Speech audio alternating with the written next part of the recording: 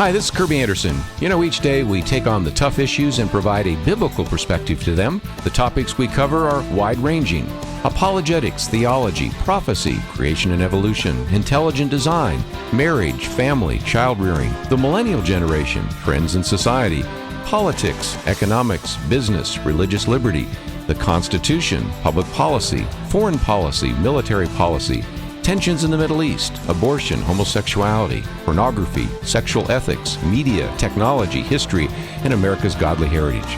We talk about anything that affects your faith, your family, or your freedom. So don't go anywhere, because Point of View starts right now.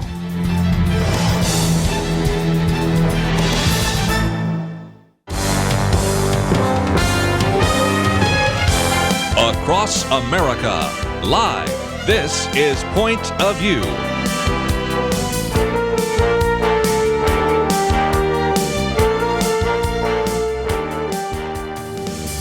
And now, Kirby Anderson. Thank you for joining me today here on Point of View. We're going to spend some time today talking about a topic that we've addressed in the past, but are going to get into it in much more detail, reaching out to the Muslim world and what we can do to reach out to our friends, neighbors, co-workers that may be Muslim.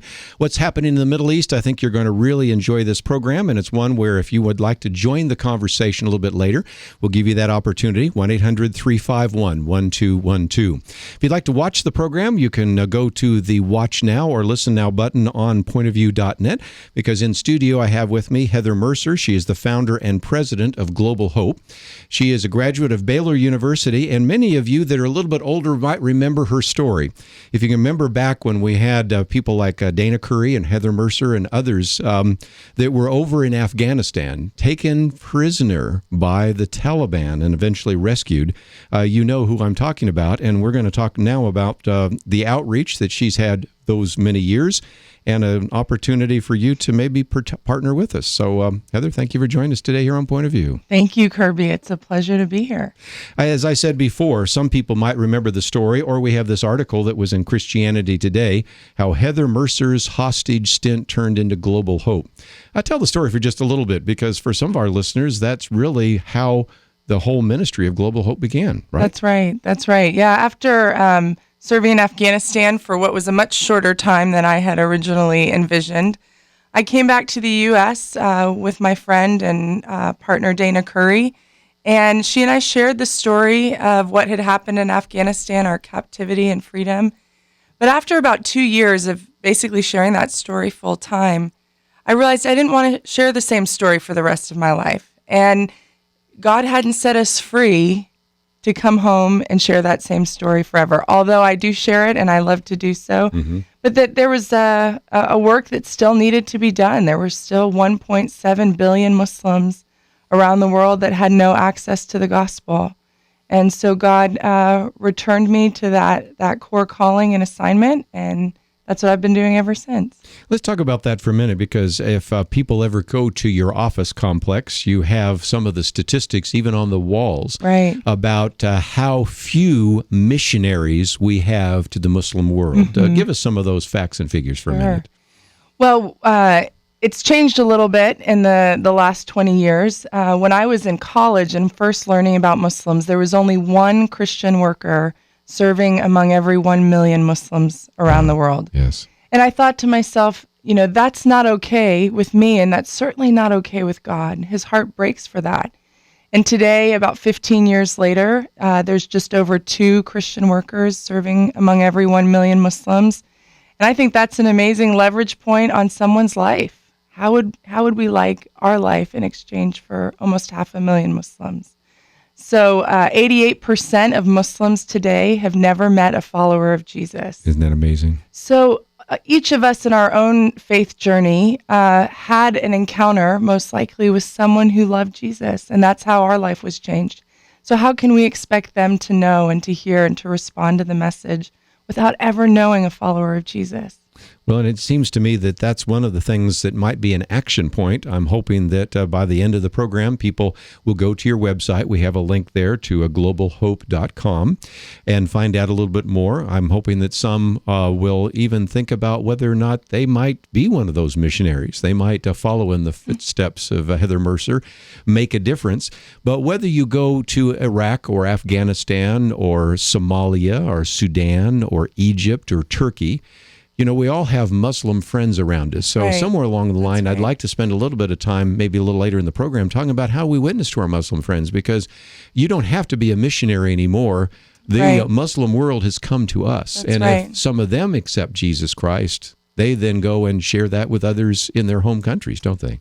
Absolutely. And in all reality, having indigenous believers who are able to share within their networks and among their family members and their communities is one of the most powerful ways for the good news of Jesus to be shared in a Muslim country. So again, those are some opportunities, but let's, if we can, talk about what you are doing now, because a lot of people said, okay, she went to Afghanistan, what is happening now? If they go to the website, the first thing they're going to see is the Freedom Center. So talk about what is actually happening there, because it gets us into some of the kind of outreach that individuals can have and even support. Right. So after, like I mentioned, being here for a little while, I was praying about Lord, where do you want me to go next? And the war in Iraq had just started, and the door was opening for people to go in and serve in that region. And a lot of times in places that there's political unrest or turmoil, that's a time when a society becomes more open and responsive to an alternative message. Mm-hmm. And so I began exploring that region. In the first year or so, took 9 trips into Iraq and particularly the Kurdish region to see what was happening there, what was God doing there, and fell in love with the Kurdish people. They're beautiful people. There's about 30 million Kurds around the world, and they're the largest people group in the world without their own homeland. Very true. And the Kurds are patriots. They are people who love and long for freedom. And what a lot of people in the West don't know, Kurds are actually friends of America, and they're allies of the West. And the Kurdish people are actually very thankful for what happened in Iraq and the liberation that they experienced from the regime of Saddam Hussein. So while we were serving there, we found that the greatest needs of the Kurds today were to advance in education and professional training. Their vision and dream were to be members of the global community, to kind of come out of the shadows of oppression and begin to contribute on a global scale. So we established a work in the region focusing on those areas of education and training because we wanted to build relationships with Muslims and express the gospel in the way that Jesus did, both in proclaiming his message, but then also exhibiting in a tangible way his love to those who've never heard about him. We had Stephen Mansfield with us a while back, and his book is entitled The Miracle of the Kurds. Yes. So I think all of us had a little better education about how they've rebuilt their capital, how they have really tried to establish Kurdistan, which is still not a separate country, but certainly, if you will, an ethnic group inside that country. Absolutely. And it's really kind of intriguing to see how that has been one of the success stories, which after the break, we're going to talk about what has happened now since ISIS has come in. That's kind of changed that as well. And you've been to the front lines, actually looking out of one trench and looking at an ISIS flag. You showed it to me on your cell phone, so that's pretty amazing. So let's take a break. When we come back, we're going to continue our conversation today, talking really about what we can do to reach out to our Muslim friends, neighbors, and coworkers, but what about Muslims around the world, and what about this Freedom Center that is being built, and how that has been a real opportunity to minister to individuals. And then, of course, we're going to talk about women's advocacy, I think, and we want to get into some of the plans that you have. So there's some great things that you can learn about today, and I hope you'll sit back and listen. But a little bit later, we're going to open up the phones in case you have a comment or question about reaching out to your Muslim friends. You have an opportunity today to talk with Heather Mercer, and she is with Global Hope, and you can go to the website, which is on our website, pointofview.net. I might also commend to you this Christianity Today article about her and about her ministry, if you will. We'll talk more about that right after this.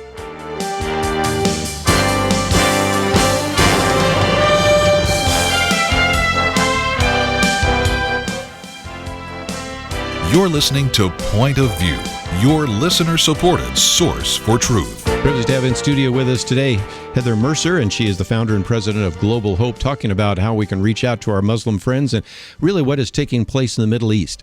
Now, we did talk about the Freedom Center, but talk about that for just a minute. What you established, and it seems to me that it's having a great outreach to some very significant needs in that community. Yeah, the Freedom Center was really a vision that was born out of these felt needs that we observed in the Kurdish region. And in 2005, in our early days there, one of the governors of this particular province that we work in, we had a meeting with him and we said, we're followers of Jesus. We come in his name and we'd love to serve your people. What can we do?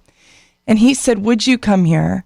He said, no one is coming to our city. Wow. Everyone goes to the east and to the west, but no one comes here. And he says, if you come, we'll give you land. You can be here tax-free, and we'll help you do whatever work you like. Mm-hmm. So that was really, to us, the invitation, not just from this governor, but the invitation of the Lord to have an impact in this region. And so they did. They donated acres of land right across the street from a university campus with over 5,000 Muslim students. And we built this place called the Freedom Center. And I describe it as basically a YMCA on steroids. So we took all the desires and needs of this community and put it under one roof and focused on education and training. But in the current situation in Iraq since the summer of 2014 with the ISIS situation, it really is becoming more of a ministry center to those who are suffering in this ISIS crisis. Yeah. You have so many refugees now that did not exist just a few years ago, don't you? That's correct. Yeah. Today in the Kurdish region, there's over 1.5 million refugees. Mm-hmm. And not just refugees, but what they call IDPs, internally displaced people, that are actually citizens of the nation of Iraq, but have fled to the Kurdish region for safe haven. Wow. And it seems to me that there are some real opportunities there for outreach and relief. I know that when we've had Joel Rosenberg on, he was talking about raising money through the Joshua Fund to send coats to those in Iraq and Kurdistan because the winter has come, and it's these are displaced people. It's not like they brought their U-Haul trailer with them as they fled from some of these cities, right? Yeah, many of these IDPs and refugees who have fled literally left within minutes or hours of knowing that ISIS was going to be invading their villages and their towns and cities. So they left with what they could carry. Some left on foot, some left in their vehicles, filled to the gills with as many passengers as they could take. In fact, on our most recent trip this last winter in Kurdistan, we rented a truck from a Christian IDP who had used that van to escape with his family and friends from ISIS. So they've left with nothing, and many of them now are living in abandoned buildings, unfinished buildings. Kurdistan has gone through an economic boom. There's an extraordinary amount of construction going on in the region. So buildings that were never finished or have yet to be finished are housing refugees. Those who can afford it are trying to rent houses. And then there's several very large tent cities with tens of thousands of families. You've had some opportunities to do some relief work as well with the Peshmerga, for example. Talk about that if you might. Sure. So the Peshmerga are the freedom fighters, if you will, or the military, the Kurdish military, that are really holding the front line and in the most offensive position fighting against ISIS. And the Peshmerga are very dear to the Kurds and to their society. To be a Peshmerga is a notable thing, a tag of honor, if you will. And in the recent months, the Kurdish government has actually called back out many retired Peshmerga to fortify their forces against ISIS. So men in their 40s, 50s, 60s are being called out to fight again. But the Peshmerga, like I said, are very near to the heart of the Kurdish people. So last month, we met with some of the Kurdish leaders in our city, and we said, in this crisis, a lot of us are talking about the refugees and the IDPs, but how can we serve you, the members of the host community? And we said, we'd love to serve your soldiers. What can we do? They were ecstatic. Yes. It just... you pushed the right button. It was the right button. That's right. And we ended up going to the front lines and feeding 500 Kurdish soldiers. And it was a moving and really a moving experience and privilege to get to go. We went in a convoy of seven armored vehicles with generals and commanders of the Peshmerga army, and just really got to see what it is that these men go through to preserve the freedom of their region. You know, you showed me one of the pictures on your phone, but in some places, ISIS is in one trench, the Peshmerga in another. It almost looks like World War I. You remember when they would fight in the trenches, and you were able to get your camera up there to take a picture, and you can see the ISIS flag. So they're not that far from each other. And it apparently was fairly quiet the day you were there because I guess it had been a bombing raid or something like that. Right. The day that we went, actually the night before, had been one of the biggest airstrikes against ISIS in this particular area of the front line. And we didn't know until we got there that the night before 80 ISIS fighters had been killed. So it was very quiet that day. We were thankful that we went in and came out without any complications. But we were within a few hundred feet of the ISIS forts, the ISIS trenches.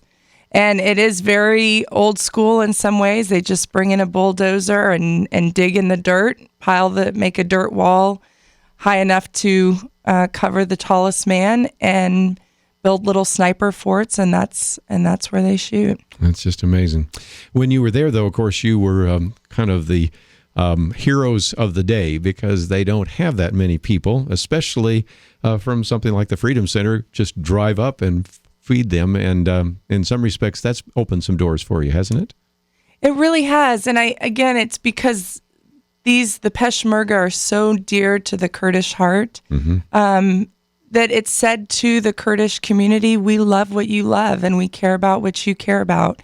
And I think in this crisis, as often happens, the guys who are on the front lines fighting to preserve that freedom aren't always remembered. And so it was a very simple act, a very small thing, but it communicated volumes to them. Wow.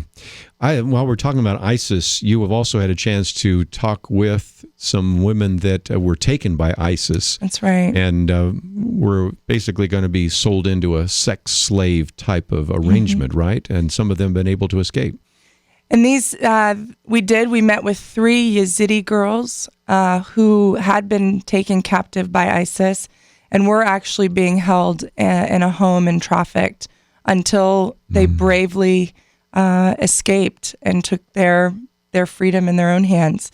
And what we learned, these particular girls were from one village in particular, and there have been over 3,000 women and girls that have been captured by ISIS in this crisis. And when this village was taken, all the women over the age of 60 disappeared. That's so Nobody knew what happened to them.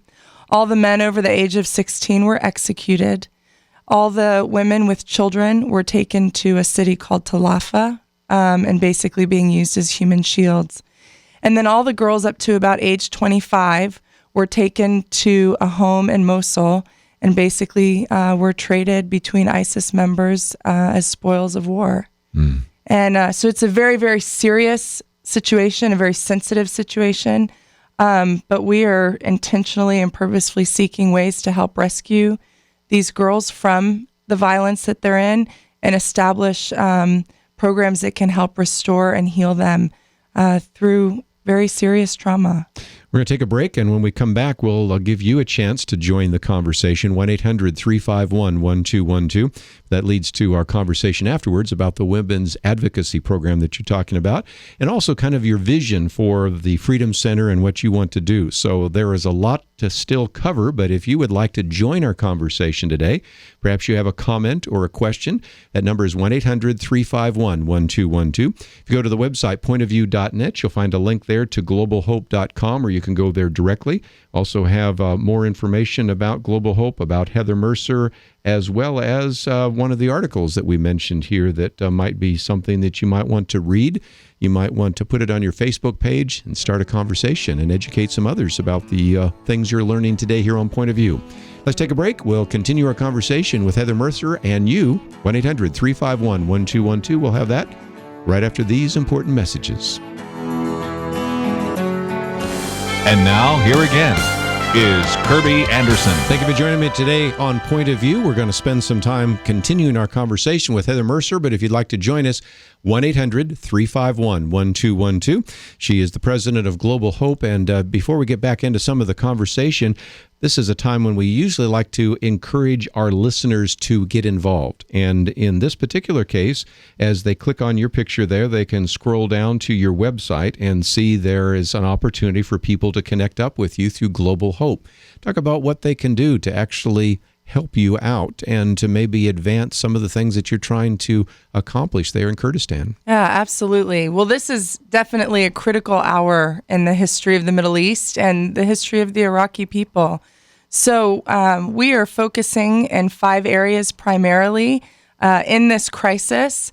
And as we've been on the ground now for more than 12 years and have great relationships with the people, we've had opportunities to see firsthand what the greatest needs are.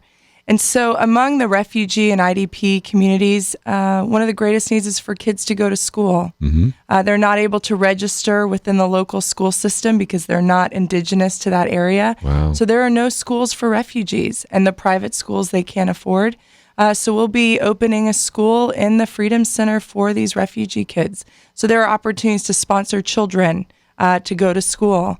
We're also focusing on a housing initiative to provide some more permanent homes to the refugees that have been displaced. The ongoing soldier care we see is just a big need and opportunity among the members of the host community. And then we're focusing on this women's advocacy piece and how can we help with the rescue and restoration of these precious Muslim women who have suffered in ways that we cannot comprehend. So again, a lot of opportunities, and so let me encourage you to go to globalhope.com. You can find out a little bit more.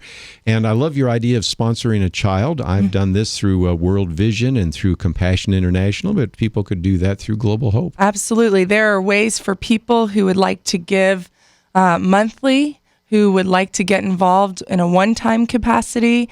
There's opportunities for people who want to sow the widow's mite and the people who have an abundance to give. So, and we're calling people to pray. I mean, truly, the Middle East is being reshaped in these days, and we're seeing the history of that region being written and rewritten. And now is the time for the church to pray for the people of Iraq like never before. And I'll tell you, there is a mass exodus of Christians from that nation. Sadly, yes. Unlike anything we've seen in the history of Iraq. I happen to be married to an Iraqi Christian from ancient Nineveh, which is modern-day Mosul. Mm-hmm. And Mosul today, for the first time in almost 1,500 years, has no Christians in that city. So sad. And it's time for the church to not turn a blind eye, but to respond and to pray and to give so that the gospel will be sustained in that land. So again, if people go to your website, they can maybe get some more information so that they know how to pray. Yes. And this is probably not on the prayer list of most churches right now. So certainly one of the things that you can do is give them some more information so that prayer warriors can begin to marshal the prayers of the saints around the world. Absolutely. They can go to the website at globalhope.com, Or if you have a specific question that you would like answered, you can email us at info@global-hope.org. And again, all of that is on the website that you have available. And just before we get into the question about the women's advocacy, would you like to take a phone call? Sure, Let's absolutely. see if we can do that. Let's go to Missouri, first of all, listening on KNEOD. You're on with Heather Mercer. Hi. I was wondering how many of the Muslims have converted to Christianity that you've worked directly with. Sure. Well, many of the people that we work with are at different places in their spiritual journey. And so we've seen some individuals come to Christ, and then many who are somewhere in that journey towards Christ. Because of the nature and really the security of these people, we don't share a lot of that publicly.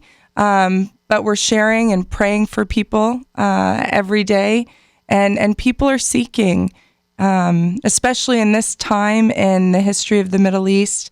They're asking, if this is Islam, then I'm not sure I want it. Yes. And so it's drawing out the seekers and those really who are hungry to know more about Jesus. Let's talk about that for a minute, because there is a heavy price to pay if you That's right. identify as a Christian in the Middle East right now, right? That's right.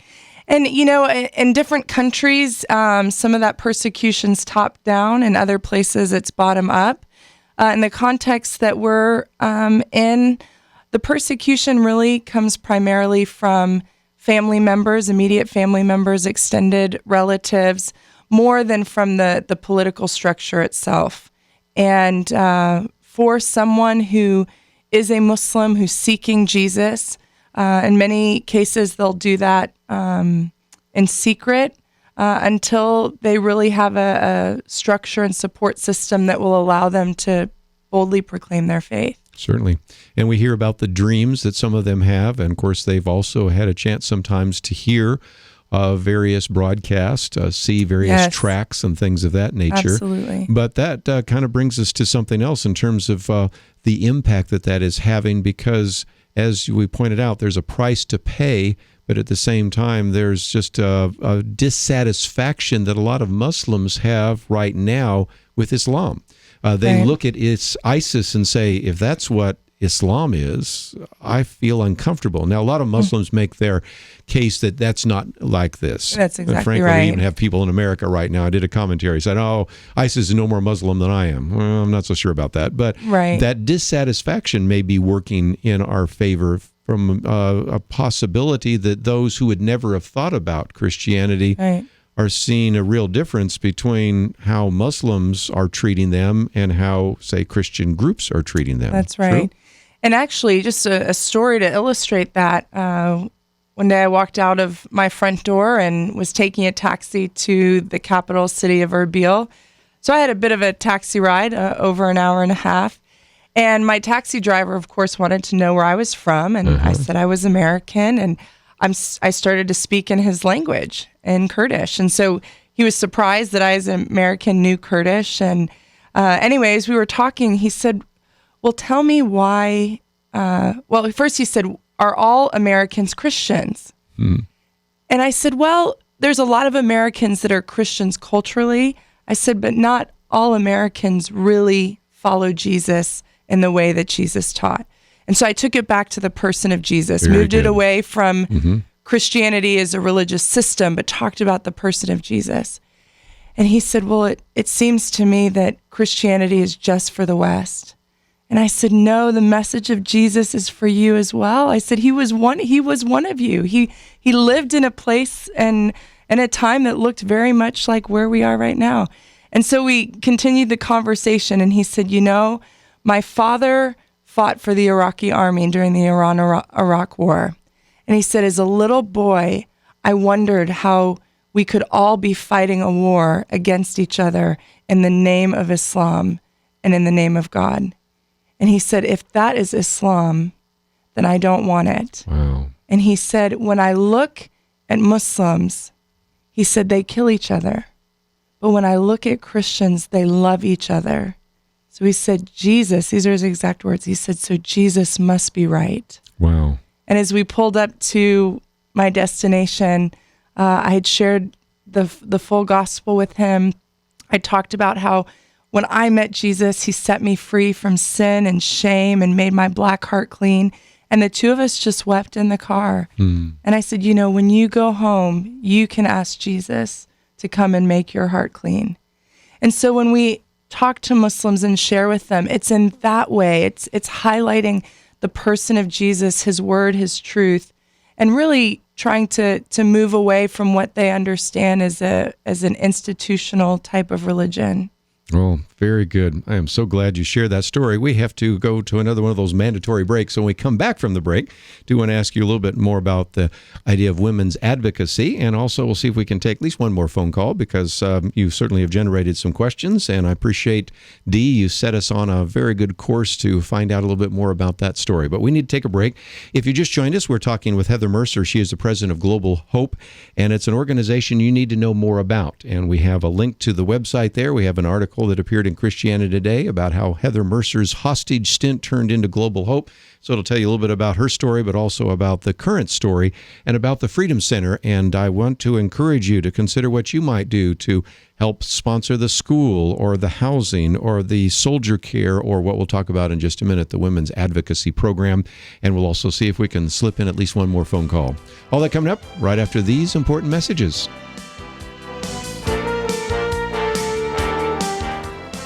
Now, back to Point of View, your listener-supported source for truth. In studio with us today, Heather Mercer. If you'd like to join us, 1-800-351-1212. Let's go to Georgia this time on the Good News Network. Priscilla, you're on with Heather Mercer. Hello, Kirby. It's good to hear your guest. My question, I just wondered for a dear brother, I think it's Abid Abedini. Sure. He's still in Iran.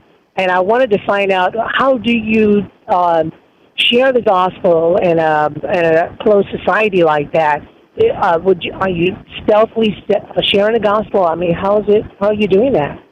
Good question. Yeah, that's a really great question, and I'm so glad you asked that, Priscilla. I think sharing the gospel in a Muslim context isn't all that different than how we probably should be sharing it even in the West. It's all through relationships. People are impacted when they see the gospel lived out in someone else's life. And so when we're serving, whether it's practical needs or developmental needs in an area, we're building relationships, we're making friends, taking a genuine interest in the lives and the stories of the people that we're called to serve. And through those relationships, we share the stories of Jesus. We talk about the New Testament, the things he did and said, his promise, the power of the cross to forgive sin and shame. And we'll share those stories and find those who are interested in having really deeper spiritual conversations. And then some of the entry points, too, are just praying for people. In places like Iraq today, people have a lot of physical needs. So we pray for people in the name of Jesus for physical healing. And often that opens up doors for the gospel. Just right before I came back, I met a young 17-year-old Kurdish girl who was living as an IDP. And she had needed eye surgery, went to what she thought was a legitimate doctor. Turned out to be a corrupt situation. He performed a surgery on her and made her blind. Well, now as a young blind woman, her future prospects are very dim, and her family's been heartbroken over her situation. So we went, visited the family, sat with this young girl, and I said, there's a man named Jesus, and he calls himself the great physician. Can I lay hands on you and pray in his name that he would heal your eye? And so there with her whole Muslim family, we sat in the living room and prayed in Jesus' name for her healing and wept together and loved on each other. So it's really in that way that we're able to share the most and the best, and people seem to respond to it. What a great story. While we're talking about women, let's talk about women's advocacy, because I know that's Absolutely. another one of the very key points that you want to really pursue there through Global Hope. So what can we do to help you? So the women's advocacy piece is a big and growing focus of the Ministry of Global Hope. And the reason for this is when we look at the Muslim world, and we even look at the progress that's being made for the gospel in the Muslim world, Muslim women are still virtually unreached with the message of Jesus. Less than 20% of Muslims who are coming to Christ are women. And in most situations, those women who have said they've become Christian cannot share their own faith story outside the context of their father or their uncle or brother. Because the way that it happens in Islam gets transferred over to their new faith. The man is saved. He comes in and he announces to his family, we are now all Christian. But the woman herself may never have heard the gospel shared with her. So a big piece of actually getting to the heart of a Muslim woman is addressing the social justice issues that she's facing every day. Depending on the country, 60 to 90% of Muslim women face some kind of gender-based violence. That can be sexual violence, that can be forced marriage, honor violence, they can be threatened by an honor killing, female genital mutilation. So these are very, very epidemic and significant issues impacting the lives of Muslim women across the board. And so as an organization, we are establishing what we understand to be the very first prototype for a rescue and aftercare shelter for women in the Islamic world who are trapped in gender-based violence. For women who have been victimized, they are seen as the perpetrators. So, for example, if a woman is sexually assaulted, that's true. Her family then views her as one who has brought shame to their family name, to their clan, their village. So in many cases, these women are imprisoned, they're threatened with honor violence, and in many cases, they're killed in order to regain the honor of their family name.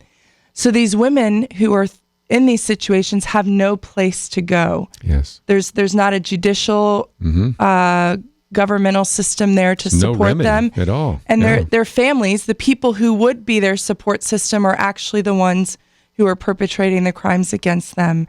So we're looking actually at a 6-phase program, a residential program, about 18 months, that will take a woman out of the violence that she's been in and walk her through a process of emotional healing and restoration, equipping her with life skills and job skills, all in the context of a biblical environment, a spiritual community, where she can then be equipped for a life outside of violence. Outstanding.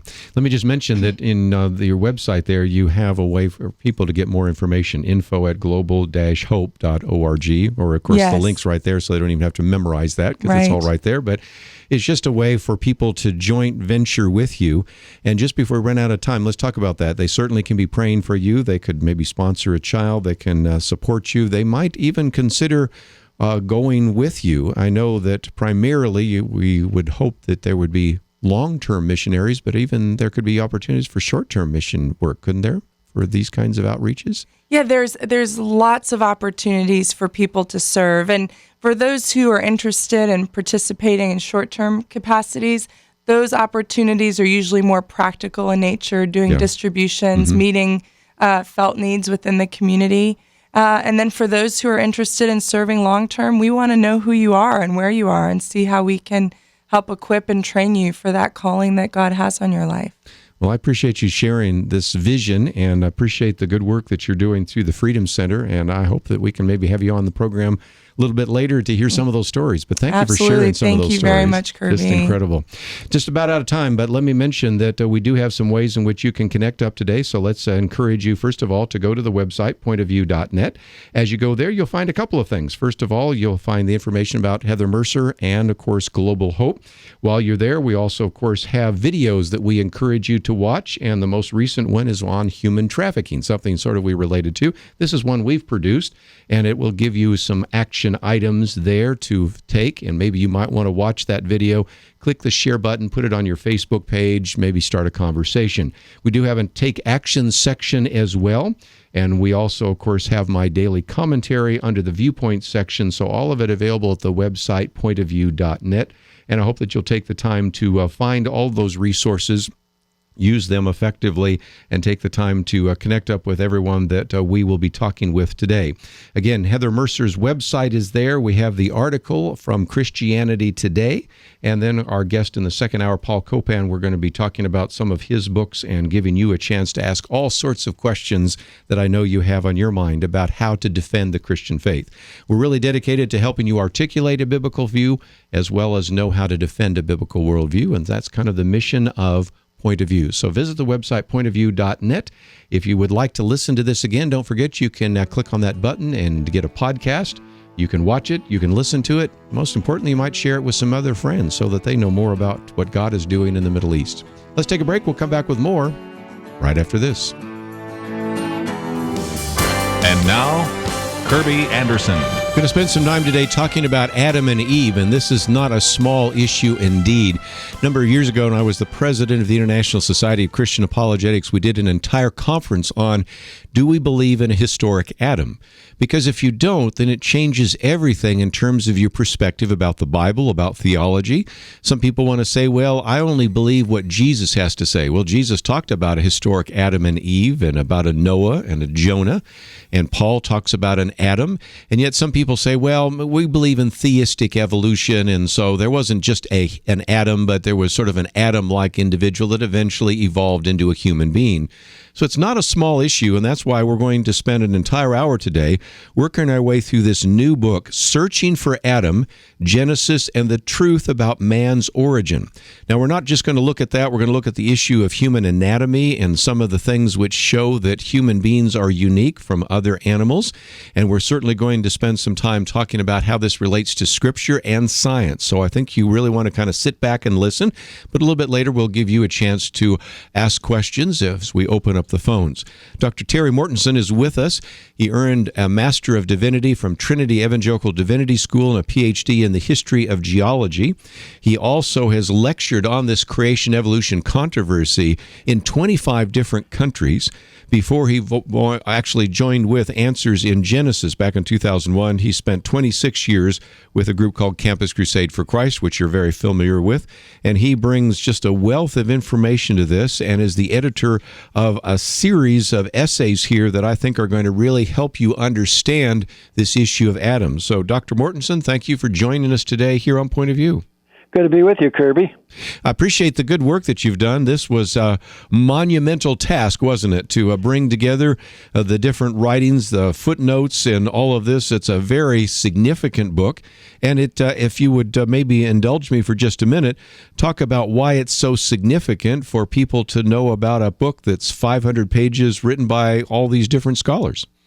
Well, I think in your introduction to the program today, you made it very clear that Adam is really foundational to the gospel. And one of the things I mentioned in the book, we're using quotes from evolutionists over the last 120 years, is they really see clearly that without a literal Adam and a literal fall, the gospel collapses. So it's really critical. And I just felt there was a need for a wide-ranging book that addressed this from different angles by men who are really expert in those issues. And even though you didn't write all the chapters, I think you can probably address some of those. So let's start with the Old Testament. First of all, you have theological background, so certainly that is the case. But when we look at that, we have quite a bit of evidence for a literal belief in a historic Adam and Eve, don't we? Oh, absolutely. There's good reason to conclude that Genesis 1 to 11 is historical narrative. As many readers will understand, there are different genres of Scripture. There's poetry and parable and prophetic visions, but Genesis has all the marks of historical narrative. And when we really look carefully at the details, it's clear that Genesis is describing a real man and a real woman in a real garden. And so Dr. Barrick, who wrote the first chapter, really unpacks all of that. And one verse that really is critical, well, actually two, the description of the creation of Adam and the one of Eve. Adam was, it says, God made man from the dust of the earth. He breathed into his nostrils the breath of life, and man became a living being or a living creature. The text does not say God made a living creature, breathed into it, and that became man. Yeah. The text is perfectly clear. And then with Eve, of course, she was made from a living creature, Adam, but verse 22 is describing supernatural surgery. There's no way you can harmonize either of those verses with evolution. I would think so. One other point, just before we move on to the New Testament, is that some people, it was well-meaning, but it's, I think, flawed to try to protect the book of Genesis by saying, well, maybe the first 11 chapters are more like a metaphor or an allegory, and then the rest looks more historical, because lots of people will say, oh, I believe there was a Moses and an Abraham, but I do have some problems with whether or not there was a Noah, a flood, and whether there's an Adam. Can we make that distinction between the first 11 chapters of Genesis and the rest of Genesis? I don't think so at all. Again, as you alluded in your opening comments, both Jesus and Paul, and we could add Peter, whenever they refer to those first 11 chapters, they take it as straightforward history. And furthermore, chapter 11 ends with Abraham, and chapter 12 begins with Abraham. So there's no break in the narrative. And then you have a Hebrew word, toledot, that appears 11 times in Genesis, tying the whole book together. It's translated in English, these are the generations of, or this is the account of. And three of those, or four of those toledots are in the first 11 chapters.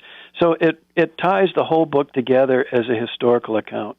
Let's, if we can, move on to the New Testament, and we've already sort of talked about Paul, but a lot of people will say, we've got a problem here because he's referring to the first Adam and then the second Adam. So whether you look at Romans 5, you look at 1 Corinthians 15, you look at a lot of passages, he tends to really bring those two together. And if there's a second Adam, which is Jesus, it would seem to imply, maybe I'm just being too simplistic, that there was a first Adam who really was a historical feature and a historical person, don't you think? Oh, absolutely. And then we look at the genealogy of Jesus in the Gospel of Luke, and he traces that lineage all the way back through David and Abraham to Adam. So if any person in that genealogical list is not a real person, then Jesus is descended from a metaphor, and that destroys his true humanity. So it's critical that we have a historical Adam. And Jesus himself, in Mark chapter 10, when he was asked a question about divorce by the Pharisees, said, have you not read? Go back to the beginning of Genesis. And he quotes from Genesis 1 and 2, God created marriage as a man and a woman for life. And Jesus takes that historical fact as his foundation for his teaching on marriage. Let's take a break, and when we come back, we're going to continue our conversation with Dr. Terry Mortenson. The book is entitled Searching for Adam, Genesis and the Truth About Man's Origin. It's one of the master books, which we've talked about before. You probably can find it in your local bookstore, but we have a link so that you can order it if you'd like to get it immediately. And as you do that, of course, it's available both in paperback and in Kindle. And we also, of course, have a link to answersingenesis.org, so you can order it there as well. I've tried to make it very easy for you to get a copy of this. And as we come back, we'll talk a little bit more about why this has become so important, why individuals, oftentimes identifying themselves as evangelicals, say, well, maybe we don't really need to believe in historic Adam, and hence the reason for this book, and hence the reason for talking about it today here on Point of View, and also talk about maybe why did it disappear. Eugene Merrill has written a very good piece in here about Where Are You, Adam?, the disappearance of Adam and the death of truth. And then we'll get into some of the arguments for the distinctions between humans and animals. So we've got a lot to cover, and we'll do so right after these important messages.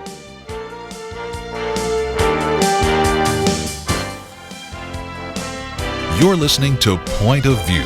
your listener-supported source for truth. Privileged to have with us today Terry Mortenson, and we'll be talking about his book, Searching for Adam, Genesis and the Truth About Man's Origin. And if you'd like to join our conversation a bit later, we'll open up the phones. But Terry, I thought for just a minute, we might move to chapter 4 in the book, the whole question about the disappearance of Adam. Some of our listeners might say, okay, I'm glad you're talking about this, but I believe there's an Adam. Jesus talked about an Adam. Paul talked about an Adam. Peter talks about an Adam. The early church fathers believed in this. So what's the deal? Well, the deal is that you can go to a lot of Christian colleges. You know this only so well, and Ken Ham and I have talked about this before, where there is a belief in theistic evolution. And so then they have to figure out, well, where does Adam fit? And then, of course, you already start having theological problems, because if there's no Adam and there's no fall in Genesis 3, then why do we need a Savior? Or if there is death and killing and extinction before Adam and Eve, then that seems to be contradictory to the book of Genesis. So if you can, for a minute, talk about why we are even dealing with this. Where did we get to a situation where we felt we had to jettison and remove the idea of a historic Adam? Well, it's because, obviously, for over 100 years, since Darwin published his Descent of Man, the scientific majority has been just hammering the culture with those famous pictures of man evolving from an ape-like creature over millions of years. And so that's been just an overwhelming influence in the culture. But also in the last, I'd say the last 10 or 15 years, there's been a growing questioning or even denial of a literal Adam by professing evangelicals. And so there have been a number of books that have come out. Just a couple of years ago, there was a debate book by Zondervan, 4 Views on the historical Adam. Only one of the writers contributing to that was believed in all of the details of Genesis about a literal Adam.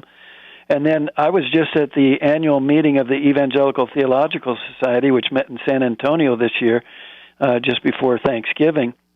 And there are 4 new books by 4 different, ostensibly evangelical publishers, all promoting evolution and millions of years. And one of those is definitely denying that Adam ever existed, that Adam is a myth. So, and another one was also arguing that Adam was mythological. So it's a serious, serious problem in the church. I think so.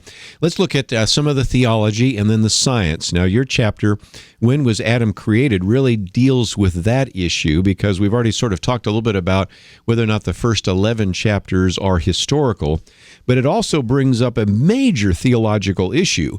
Was there death before the fall? Because either you hold to a view that because we have death and decay and destruction, because we have physical evil as well as moral evil, that's due to the fall, Genesis 3. Or you accept that that happened before that there was earthquakes and tornadoes, and there was death, and nature red in tooth and claw.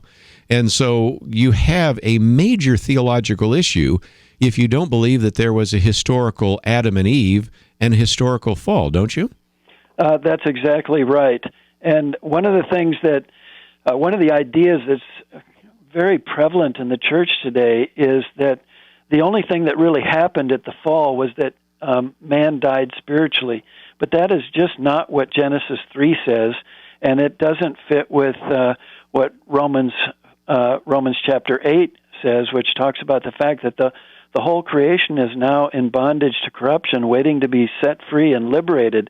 And the book of Revelation, the last chapter, says that in the future, the curse that came on the creation in Genesis 3 will be removed. So this acceptance of millions of years before Adam of evolution and death and disease just destroys the whole biblical picture of creation, fall, and redemption.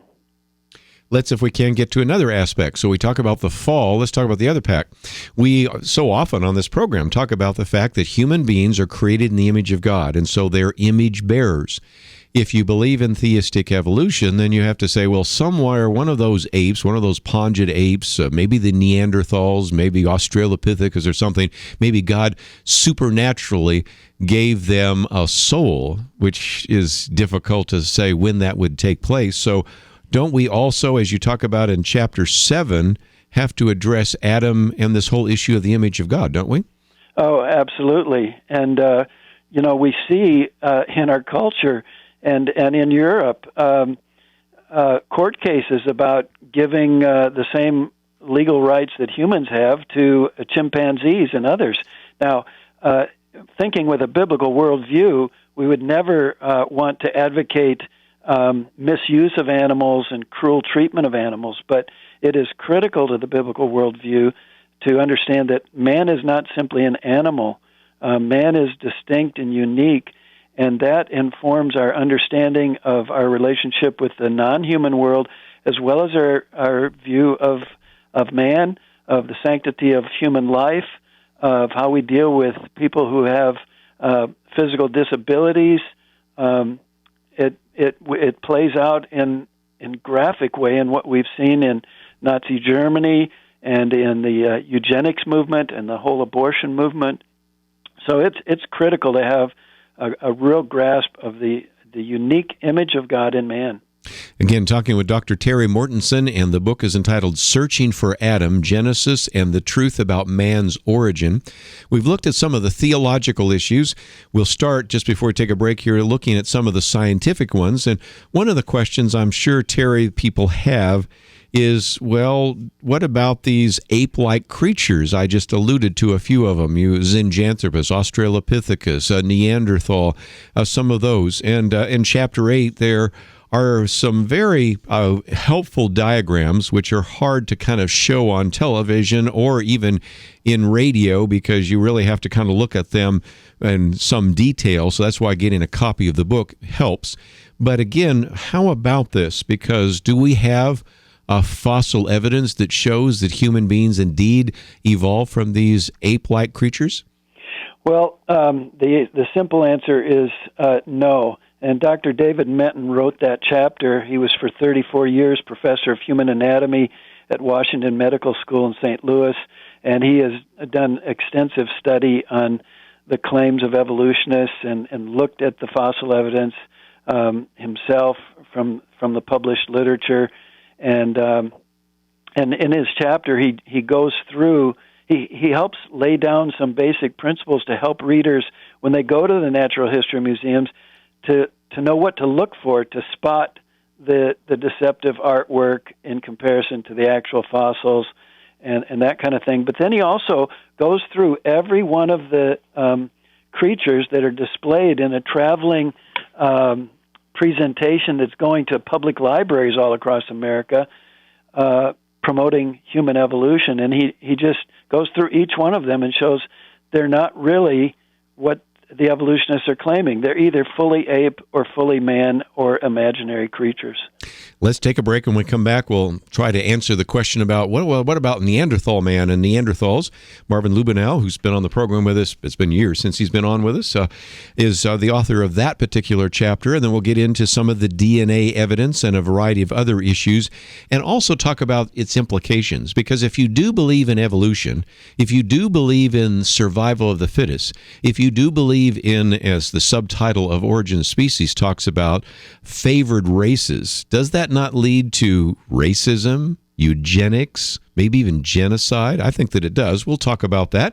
And most importantly, we want to open up the phones to give you a chance to join our conversation. That number is 1-800-351-1212. Dr. Terry Mortenson with us. He is the editor of this book and also one of the contributors to the book Searching for Adam, Genesis and the Truth About Man's Origin.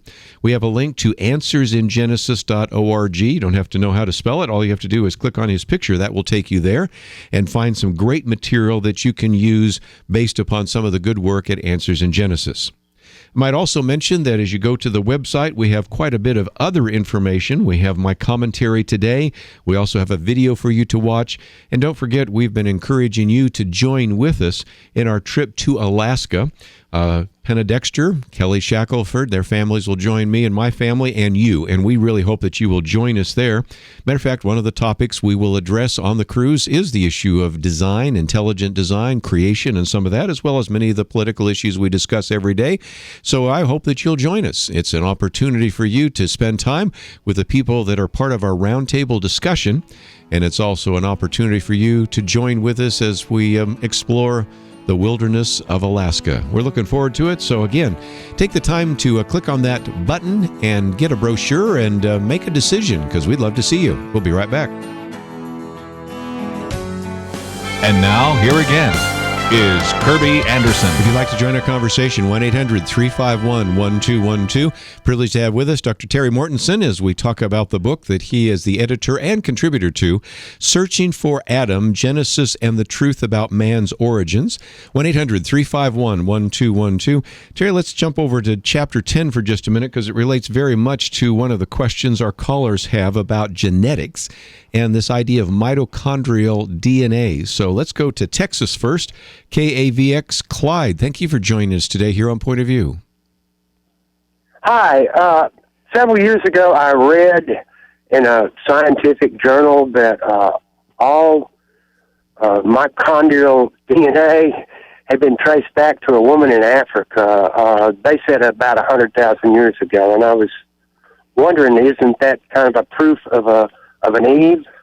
It is in one sense, in that it says that there weren't multiple origins to humanity, but it doesn't fit with the biblical idea. But I thought we would add to it, because this chapter is fascinating, Terry, because I teach on creation, as you may know, and yet this study of human mitochondrial DNA. Now, again, we've got to explain this for just a minute. You have the DNA that is used, of course, to produce your children and governs all sorts of different bodily functions. But then you have some DNA in your mitochondria, which is in your cell.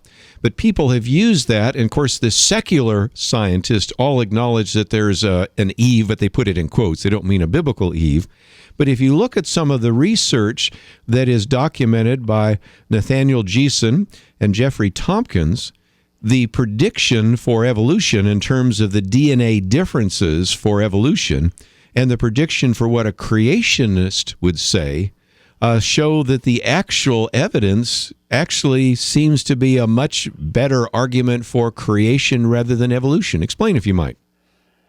Well, I'm not a geneticist, so you're way ahead of me on that, and I worked really hard with these two brilliant geneticists to get this chapter to be a compelling argument for a reader that is versed in genetics, but also understandable to a person who has no expertise in that subject. So it's Nathaniel and Jeffrey are just arguing that when we really look at the evidence of the mitochondrial and mutation rates, it all points to a confirmation of the biblical view of human origins, and even the time, how long ago Adam and Eve existed. Sure.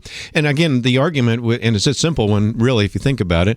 If you think of DNA as like beads on a string, if evolution is true, and we have been here for millions and millions and millions of years, then you would expect that there would be random mutations every once in a while. So some of the beads on the string would change colors, if you just want to use that as a visual illustration.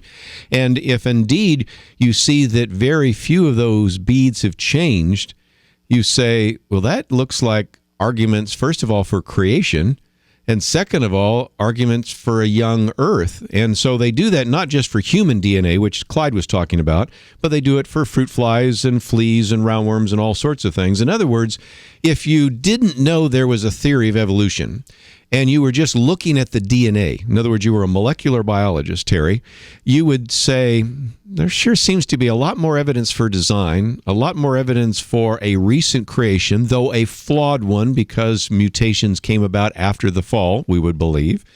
And so you would come to a conclusion that would be just the opposite of evolution. And you might say, why aren't more scientists coming out and saying, wait a minute, the evidence we have in our laboratory actually seems to contradict the theory of evolution? Terry, can you speak to why it's probably not a career-advancing move to, if you're in a public university, to come out and say that you have evidence for creation rather than evolution? Can you speak to that? Well, yes. And in fact, in my introduction to this book, I refer to another book that had a paleontologist contribute a chapter, and his chapter was anonymous, and it was because he would probably suffer some serious professional difficulties if his colleagues at the academic institution knew that he had written the chapter. There's tremendous pressure in the scientific community to go along with what the majority thinks. And ultimately, this whole question of origins is spiritual in nature, because if there is a God who made the world and made man, and we are morally accountable to him, then we have some serious thinking to do about what he says about our sin problem and his solution, the Lord Jesus Christ. And if there is no God, then you can just live your life any way you want to. So there's a whole spiritual dimension to this that a lot of people want to deny and say, well, it's just science, but it's not really. And so it's a critical issue. Certainly is. Let's, if we can, get back to one that I did mention before the break, Neanderthals. You know, Terry, all sorts of people are saying, well, what about Neanderthal? But Marvin Lubenow spends some time helping us understand that once we really started looking at the fossil evidence, once we looked at the DNA evidence, we could honestly say that, you know, I don't think you are dealing with some kind of transitional form between the apes and humans. If anything, the cranial capacity of Neanderthals was larger than ours, so they may have been on the way down rather than the way up. Individuals that later got off the ark were an isolated population, but maybe even scientists today say that may have interbred with human beings, because I think we're talking about human beings, aren't we? Oh, exactly. And Dr. Lubenow has been studying this issue for over 25 years, and particularly Neanderthals. And he shows that, you know, they had the gene for that's associated with human speech. They buried their dead ceremonially. They had controlled use of fire. There's even evidence that they had jewelry and used makeup, and they built boats and they built homes from animal skins. That all the archaeological evidence shows these are true humans. And interestingly, I was speaking in California a couple of years ago, and I gave a lecture on human origins, and a man came up to me afterwards and said, you need to use me in your talk in the future, and let me take his picture. And he's originally from Lithuania, and his DNA has been mapped, and he has 3% Neanderthal DNA. But he was not primitive. He worked in technical support for Google.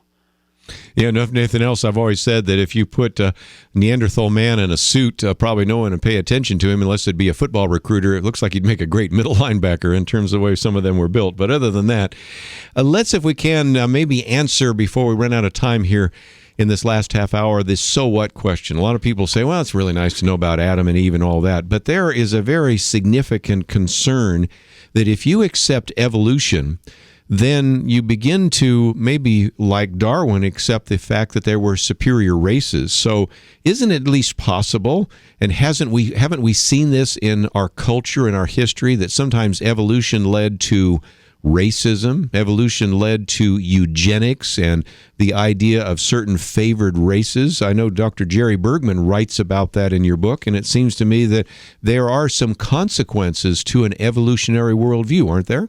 Oh, absolutely. Adolf Hitler was an evolutionist, and he applied that to his social solution, quote unquote, to the Jewish question. The communists are all evolutionists, and Joseph Stalin murdered more people in Russia than Hitler did. Mao Zedong and the Pol Pot regime were evolutionist-based communist systems that slaughtered millions. And as Dr. Bergman shows, the imperialistic moves of the Japanese in the Second World War were driven by evolutionist thinking. So this has been devastating. Now, we always want to quickly add that just because someone is an evolutionist doesn't mean he goes out and murders people. Yeah. But I know evolutionists who are really nice, upstanding citizens. But the evolutionary view, if you really begin to implement it in your thinking, in your worldview, in your application to politics and social relationships, it is devastating. And the same applies with Margaret Sanger, who founded Planned Parenthood, and Charles Darwin's relative, I can't remember now, his nephew or whatever. Francis Galton and some of those? Yeah, was a eugenicist. Right. And so they advocated forced sterilization and, of course, the whole push to abort babies. And now, what we're seeing, that the number of Down syndrome babies have been decreasing in number recently, and research has indicated it's because 90% of Down syndrome babies in the womb are aborted. So it's a serious problem. And a lot of that's in Chapter 13 of the book. We'll come back and conclude our remarks right after this. Now, back to Point of View, your listener-supported source for truth. Back for a few more minutes. If you'd like to join us, 1-800-351-1212. Although I suspect many of you just want to sit back and listen because there's so much good information in this book, Searching for Adam, Genesis, and the Truth About Man's Origin. I do teach a course every year at a Bible school on creation, and there are all sorts of things in some of these chapters I've never seen before. So a lot of great material, but we might take another phone call in just a minute. But one of the other questions, Terry, that people sometimes have is, well, if the Bible story is true, what about all these other like flood traditions and things like that, and creation traditions and things of that nature? Now, my argument is that the fact that we have so many stories about a flood and about individuals being saved on a boat or even a dugout canoe, depending on where you are in the world, and I think Tim Chafee, who works with you at Answers in Genesis there, has done a good job of showing that if indeed you sort of take the biblical account as true, which we do, then you can almost sort of see the story beginning to spread out from the biblical story, and why you find even in very remote parts of the world stories about people being saved in a dugout canoe in a flood, about there being a fall, about there being transgression, and those kinds of things. And so I think that's another very powerful argument. So what's oftentimes used as an argument against the Bible seems to me to be a very good argument for the truthfulness of the Bible, don't you think? Yes, I do. And another important point related to that is that these stories are all over the world, and in cultures, they were found in cultures that had not had any contact with Jewish or with Christian missionaries. So the argument that, well, the missionaries brought these ideas in and then they were corrupted is just not consistent with the facts. And the fact that there are so many in diverse cultures does speak to the fact that it's reflecting a common human memory of actual events that are accurately recorded and preserved for us in the book of Genesis. Let's take some more phone calls. We'll head first to South Carolina. WLPG Hugh, you're on with Dr. Terry Mortenson. Thanks for the opportunity to ask a question of you and Dr. Mortenson.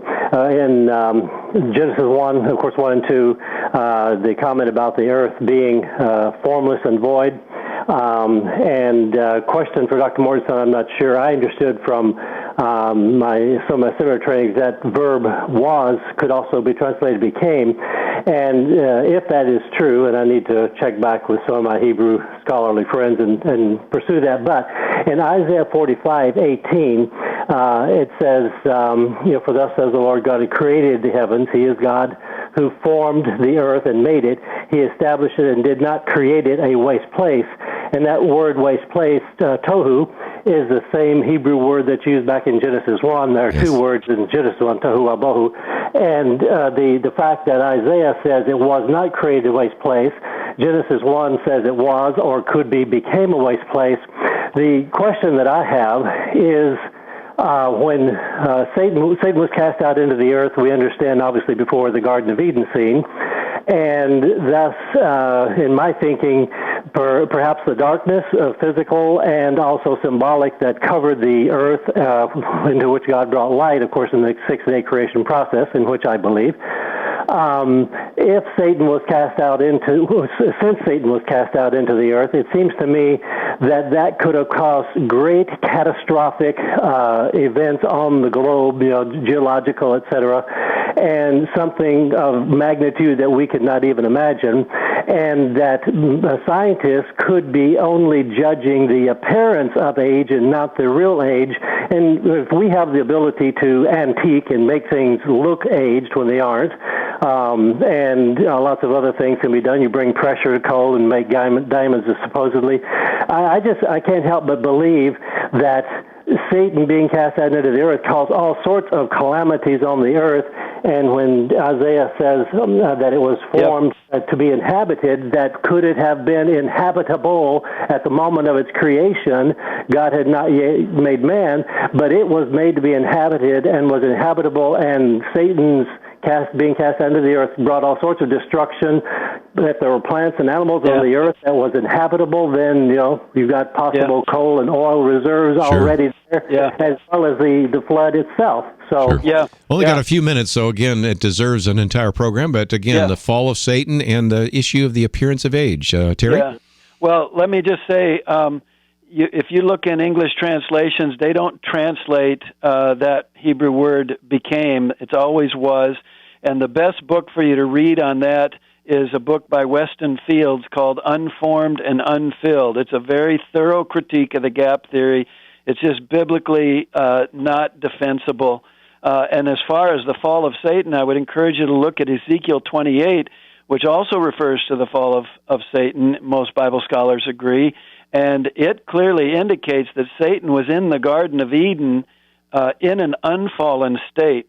So the fall of Satan could not have been before the sixth day. I don't believe it was on the seventh day because God sanctified it. And furthermore, there is no scripture that indicates that God judged the creation or judged the earth when Satan fell. Ezekiel 28 only says that he was cast down to the earth. So I think in Isaiah, when it says that God made the world to be inhabited, that's exactly what he was doing. And in verse 2, he's just describing the initial state of the earth before God formed it and filled it as he intended. So on our website, we have the Answers Book, Volume 1, which has a chapter on the gap theory, and you can read that online. The whole book is online, and or you can buy the book also in our bookstore. But Unformed and Unfilled is the definitive critique of the gap theory. It's just not consistent with the biblical text. As far as God creating appearance of age, of course he did. He created the plants with fruit already on their branches. He created the animals in a mature adult form because he commanded them to be fruitful and multiply. He created Adam and Eve not as fertilized eggs or little infants, but as adult forms also ready to reproduce. But the appearance of age argument is not a good argument to use to explain the fossil record. Rather, Noah's flood, we believe, is the cause of most of the geological record of rock layers and fossils.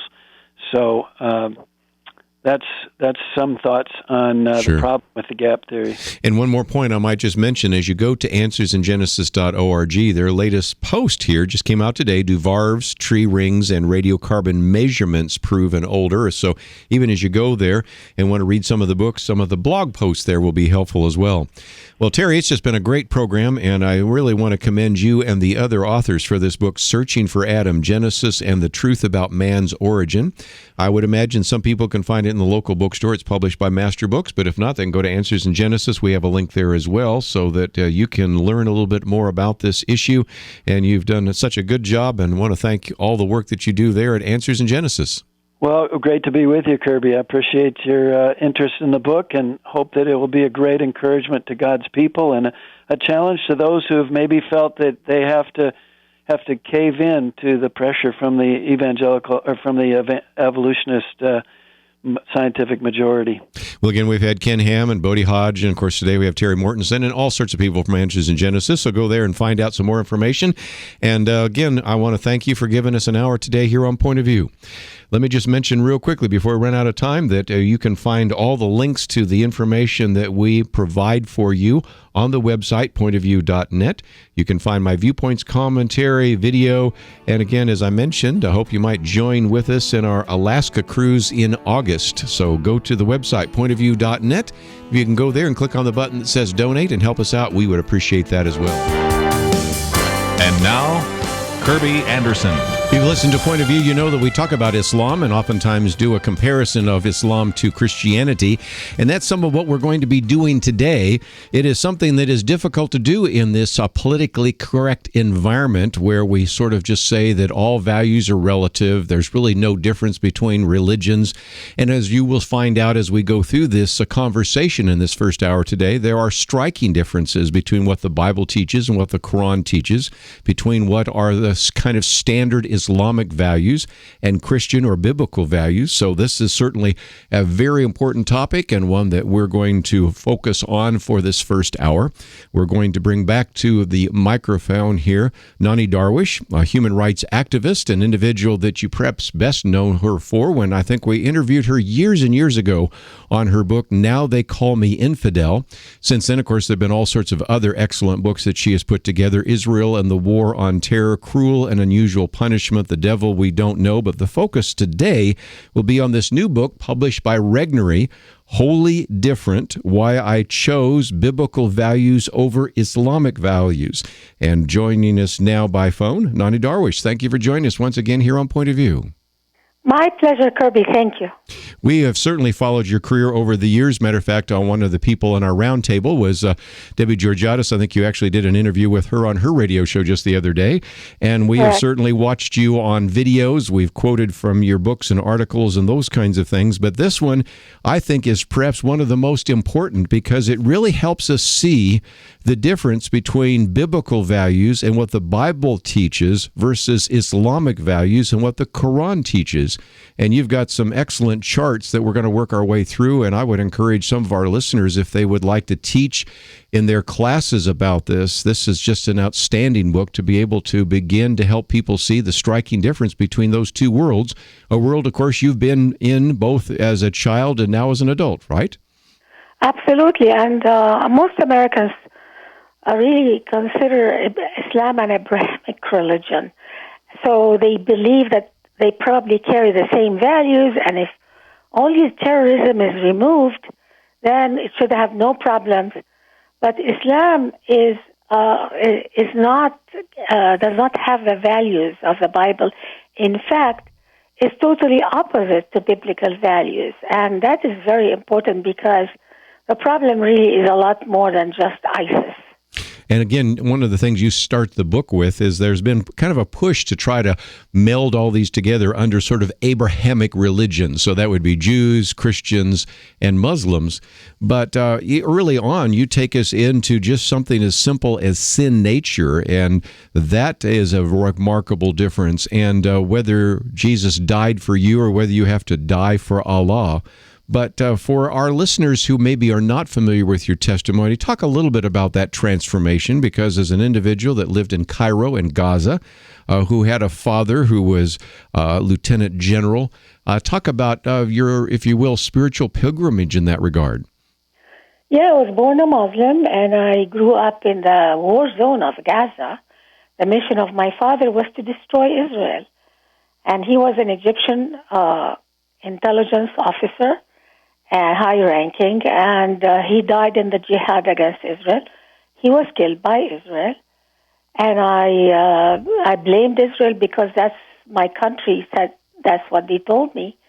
The president of Egypt came to pay condolences in our home, and I stood to greet him with my siblings, and he told us, which one of you kids will avenge your father's blood by killing Jews? And it felt very uncomfortable, this question, because I didn't want to kill anybody, but it made me feel that if I really love my father, then I must kill Jews.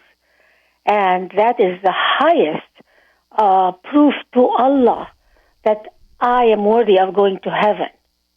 There's no other way to go to heaven except by killing the enemies of Allah. Allah is very different from the God of the Bible. Allah has human enemies, while the Bible says we are not in a war with flesh and blood. Quran says Allah is in war with humans, and He calls them His enemies. And the job of Muslims is to go and kill those enemies. And that brings us to another difference, major difference, and that is that under Islam we must die for Allah. It's exactly the opposite to the Bible, where Jesus died for us. Allah, we have to die for Him. That changes the whole dynamic of the relationship, because Jesus came to save us. We didn't have to do anything. In Islam, we have to save Allah and Muhammad's reputation by killing his enemies on earth. Totally different perspective, totally different existence. I might just mention, for those of you that are listening, you might want to take some notes. I love making charts. Matter of fact, there's a joke going around that it wouldn't be a good Kirby Anderson talk without at least one chart. But just think about, in your mind's eye, a chart where on the left-hand side you have what the Bible teaches, and on the right-hand side what the Quran teaches. And we've already given you one, and that is, so there's actually 15 out of this book. We won't go over all of them. Actually, there are 55. They're at the very end. In the conclusion section. I started with 15. Yes. And I ended up the book 55. with almost 60. Yes, that's right. 53. And counting. Yeah. And counting.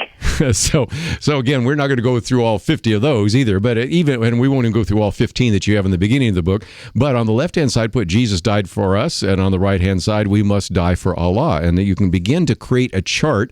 This book helps you do that. But one of the things I wanted to do, Nonie, is when we come back from the break, talk about what you talk about the sin factor, because that would be another one. Because the Bible teaches we are all sinners, but the Quran teaches they are all sinners, and that's a different kind of perspective. So then that's the difference between the confession of sin and the concealment of sin.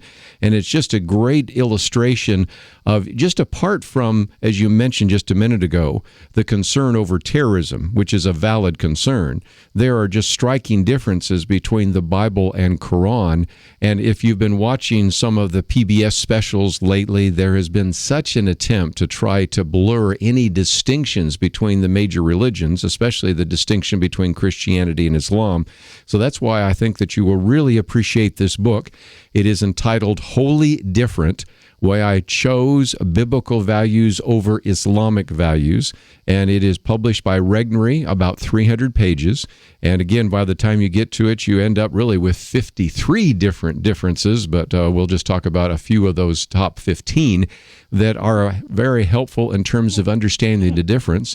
This also really helps you, first of all, understand what a Muslim might be thinking, but it also will help you to be more effective in your evangelistic outreach. So let me commend this to you as an individual that may want to just study this on your own, but this also might be just a great study to have in your Sunday school class. For those of you that are pastors, you might even think about teaching and preaching out of some of this. And again, we are privileged to have with us the author of the book, Nonie Darwish. She is, again, a human rights activist, an individual that is a senior fellow at the Center for Security Policy, director of the former Muslims United, and a recipient of the Claire Luce Policy Institute Award, to mention just a few.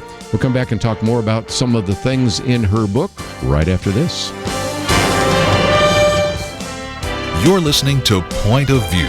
your listener-supported source for truth. Please have with us today Nonie Darwish as we talk about her new book, Wholly Different, Why I Chose Biblical Values Over Islamic Values. And if you'd like to join our conversation, 1-800-351-1212.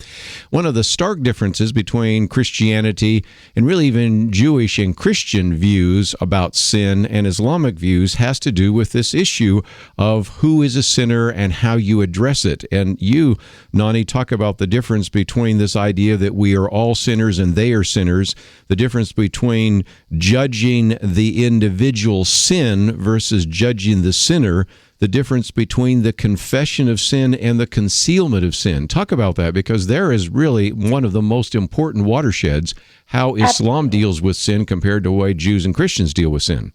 Absolutely.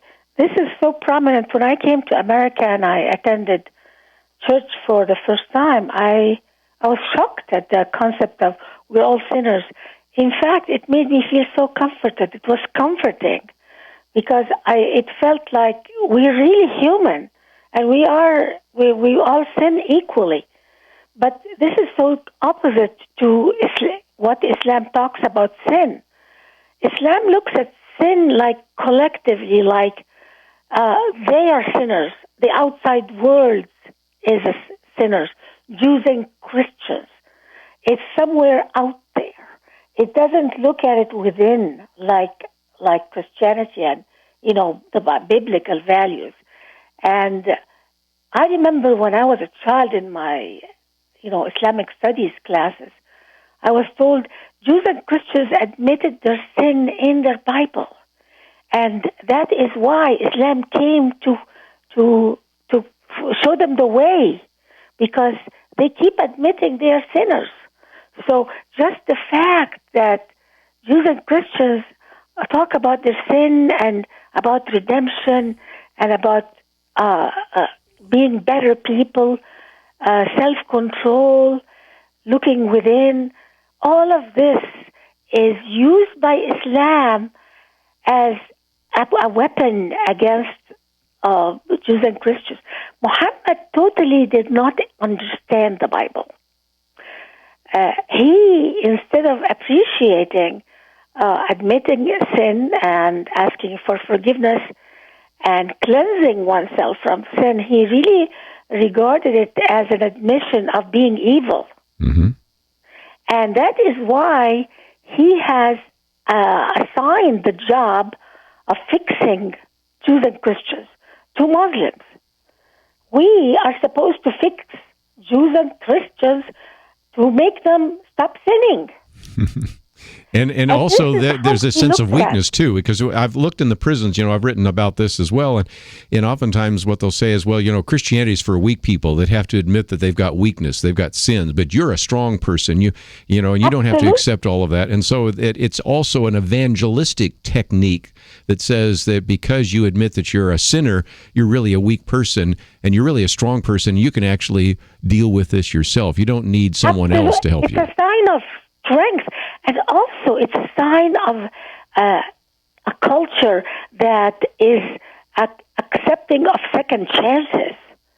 Because in Islam, if you admit your sin, your head is chopped. It's different. And also, there are, Muhammad has a lot of hadiths. Hadiths are sayings by Muhammad, mm-hmm. in which he tells Muslims, he commands them to conceal your sin. Yep, conceal. Conceal your sin. Can you believe the guilt that Muslims are walking around with? And at the same time, they have to dump it on Jews and Christians.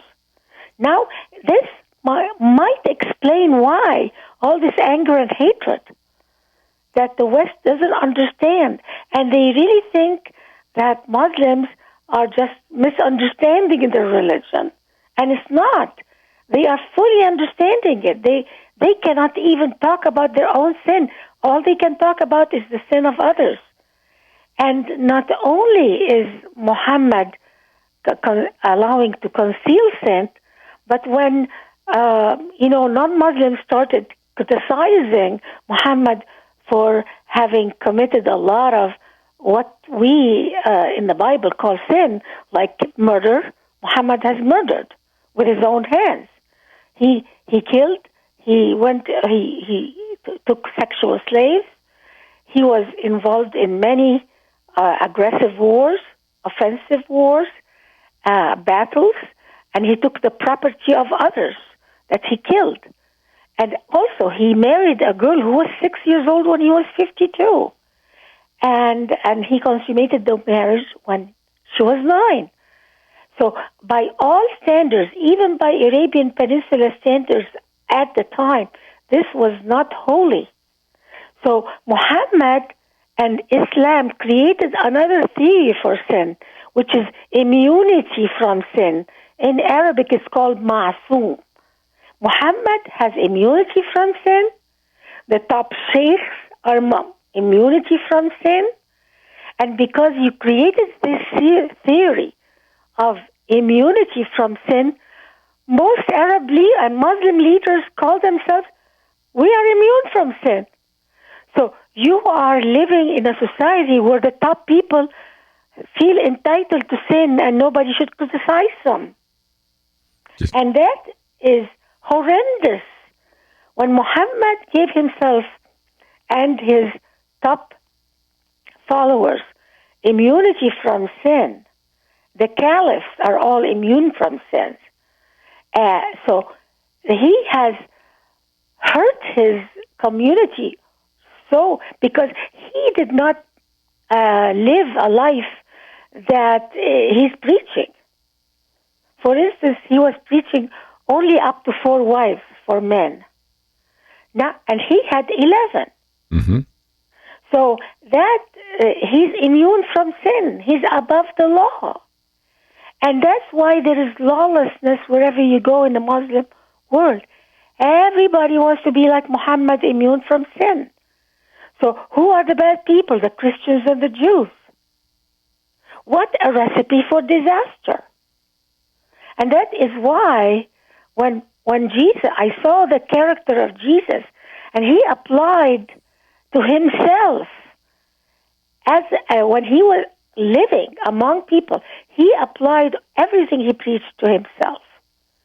And that is a major difference between the Bible, biblical values, and Islamic values. So again, we've looked at, we are all sinners, they are sinners, the idea of judging the sin, judging the sinner. Let's, before we take a break, talk about one other, and that is the issue of truth. The Bible teaches the truth will set you free, but you also talk about how within Islam, lying and deception is actually an obligation. Explain that if you might. Absolutely. The truth is talked about in the Bible. It's all over the Bible. And that was one of the things that really impressed me in the Bible. And this is at the time, the Bible came over 2,000 years ago to people who were wanting to survive, let alone just live by the truth. Because if you live by the truth, you have to have society that allows truth, speaking the truth. But I lived under Islam in a society that did not allow speaking the truth. And if you speak the truth in an Islamic society, your head will be chopped, most probably. So when you live in a biblical-based society, speaking the truth is something encouraged, and it's a value. It will set you free. But in order to speak the truth, to be set free, you have to have biblical people who value biblical values. And that's one thing that the West really need to understand, the miracle of the Bible, that it gave us a society that allow us to speak the truth. Because under Islam, not only lying is an obligation, but slander is an obligation if it's good for Islam. So you have to lie. Actually, one of the reasons I'm shunned under a death sentence under Islam is because I am telling the West, I am telling the sinner West the truth about Islam. Let's take a break, and when we come back, we'll continue talking about these very important principles. And again, it's almost like you can create a chart either in your mind's eye or even for a presentation to talk about what the Bible teaches, what the Quran teaches. And it's all part of this new book, Wholly Different, Why I Chose Biblical Values Over Islamic Values. And if you'd like to know more about Nonie Darwish, first of all, we have a link to her website, noniedarwish.org. You don't even need to know how to spell it because we have a link there. We also have information about the book. You probably can find it in your local bookstore, but if you would like to order it, we have it both in hardback and Kindle that you can get, and we have some of those links on our website as well. We'll continue our conversation and look at the comparisons between biblical values and Islamic values. All that coming up right after this. You are listening to Point of View. The opinions expressed on Point of View do not necessarily reflect the views of the management or staff of this station. And now, here again is Kirby Anderson. Continue our conversation with Nonie Darwish, and if you'd like to join our conversation as we're doing a comparison between biblical values and Islamic values, 1-800-351-1212. The book is entitled Wholly Different, Why I Chose Biblical Values Over Islamic Values. It is published by Regnery, and you can find it in your local bookstore, but we also have a link, and we also, of course, have a link to her website as well, noniedarwish.com. Nonie, we talked about the difference between, the truth will set you free and lying and even slander is an obligation. But let me come back to that word freedom, because you have a whole chapter here, freedom in the Bible and freedom in Islam. The terms are the same, but the meanings are very, very different because you have a father-son, father-daughter relationship in the Bible, but you have kind of a master-slave relationship in the Quran, don't you? Absolutely. In the Bible, we're called children of God. In Islam, we are slaves of Allah. We don't look at, when I was a Muslim, I did not look at Allah as my father. He was a distant deity who only wanted to fight his enemies if he's going to send us to heaven. And heaven was a very different heaven from the biblical heaven. It was full of lure, of sensual lure and fleshly pleasures, especially for men.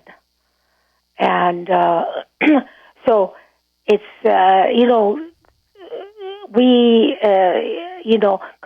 very totally different. The truth in the Bible is basic. In Islam, the God of Islam wants us to be his slaves. He wants us to conform to humans around us, to what humans, we have to, humans are given the authority to punish other humans under Islamic law. So the God of Islam, actually, he delegated his authority to humans to punish other humans. And that is what's called terrorism in Islam. The God of Islam uses fear by human against other humans who are supposed to be his slaves. A very different concept from the God of the Bible. Certainly. One of the chapters in your book is the biblical values that changed me. And as I turned the page, it was striking because the difference between praising and cursing, the difference between a personal prayer and an exhibitionist prayer, some of the others you talked about, prayers for everyone versus prayers just for Muslims, vengeance is the Lord's versus vengeance is prescribed. Those were some things that were attractive to you to Christianity, and I think are maybe some ways we can equip our listeners as they talk to their Muslim friends about what might attract them to the truthfulness of the gospel. Absolutely, and the concept of love, too. Love was never mentioned in the Quran. The concept of love does not even exist in Islam. Nobody talks about love. We talk about vengeance. We talk about jihad, conquering the earth to Allah, sacrificing the whole family for Allah. So God wants us to sacrifice ourselves by killing his enemies on earth. Very different godliness, kind of a godliness. God wants us in the Bible to have life, liberty, and pursuit of happiness. In Islam, laughing and having joy. The Bible mentions the word joy. Mm-hmm. I was shocked when I heard the word joy in the Bible. God wants us to have joy? Wow. In Islam, they beat people who sing or have fun even. It's a totally different concept of life. Certainly. Talk about prayer for just a minute, because this is one where Christians look at this and say, okay, they pray 5 times a day, they face towards Mecca, they look very devoted, but it's very different kind of prayer. Okay. For a Christian, prayer is having, actual conversation with your Heavenly Father, whereas for a Muslim, prayer is a rote activity. Explain that if you might. Actually, Islam forces people to pray, and you have to say certain words when you're praying. You don't communicate to God freely, and it's more of an exhibitionist prayer. Mm-hmm. It's done as a show of power, and you see Muslims love to pray on the street. And I've shown in my book a lot of examples. They even want to pray in an airplane, say Allahu Akbar, and that is scary for some. They go into events, public events. They block whole streets in Paris, in Europe. They block the street and make people stop their cars in order for them to pray. So it is a show of power. Wow. Islamic prayers are a show of power. Yeah, show of power. In Egypt, I remember Christians during the Friday prayer used to be scared to walk near a mosque or near a blocked street, because sometimes the sheikh, who is supposed to be like equivalent to the Christian the pastor, he would say, "Go kill the infidels." So they come out of the mosque ready to hurt non-Muslims. So it's a show of power, and there was, if you go to YouTube, you'll find a video of a girl with lots of makeup. She goes on corners in New York and just spreads her rug and starts praying. And people were looking very strange. What is this? She was trying to have someone tell her something so she can prove to America that they are Islamophobes. Look at these silly Americans. They don't understand that I have the right to pray on the street corner, and her friend was following her with a camera. So the purpose of prayers is more of intimidation of others than a personal relationship with God. Fascinating.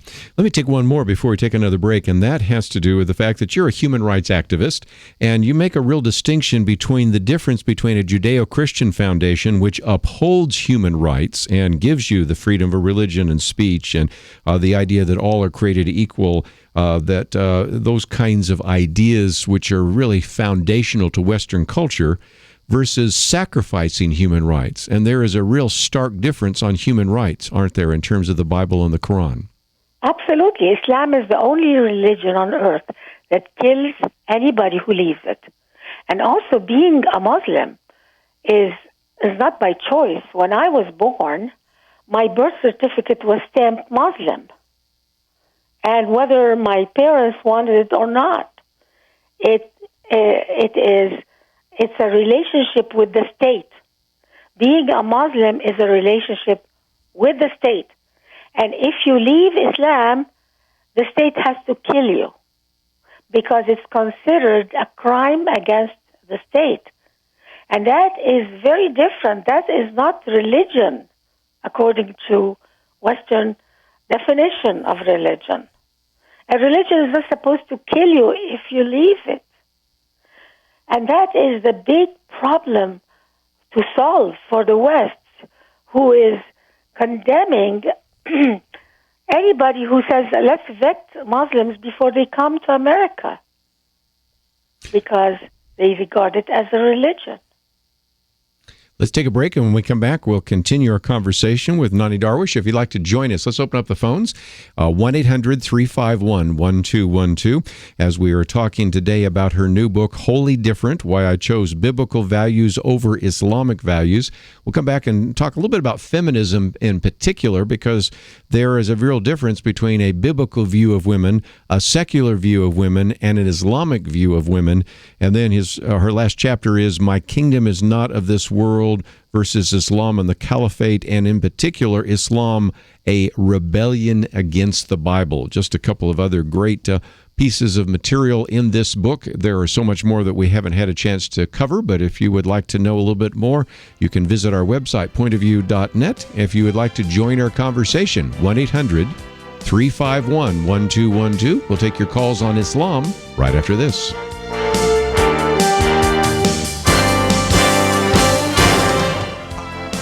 Now, back to Point of View, your listener-supported source for truth. Nonie Darwish with us for a few more minutes as we talk about her book, Wholly Different, Why I Chose Biblical Values Over Islamic Values. And I thought we'd talk about feminism for just a minute, because Ayaan Hirsi Ali has a Prager University video right now, Why Don't Feminists Fight for Muslim Women? And the plight of women in the Muslim world is not the same as the plight of women and the status of women in the Western world. So what are the differences in feminism between, say, a Christian view or a biblical view, a secular view, and an Islamic view? Well, to put it in a nutshell, secular feminists in America are anti-Bible. And they started in the 60s as a rebellion against biblical values regarding the role of women in marriage and what the priorities of women are. And Islamic values regarding feminism are very different. In Islam, women who call themselves feminists are very pro-Sharia. They wear their hijab with pride. They report on the bad girls who don't want to wear their hijab and head cover. And they stand in front of the cameras and say, we're going to give our sons and daughters to jihad. I am proud of my husband died in the jihad. And these are the women who are promoted as honorable, good women and rewarded with good positions, good salaries in the Middle East. And they are the ones who are sent to American college campuses by Saudi Arabia to represent Islam and to promote that Sharia is not against women, then it's wonderful. And the leftist secular feminists in America embrace them. Who are the true feminists in the West? These are the women, the Christian women. I believe Christianity was the first movement, the first true feminist movement, because they gave women, at a time when women were a commodity, polygamy, men had no regard for loyalty to one wife. And the Bible came and revolutionized the relationship between a man and a woman and made it one flesh.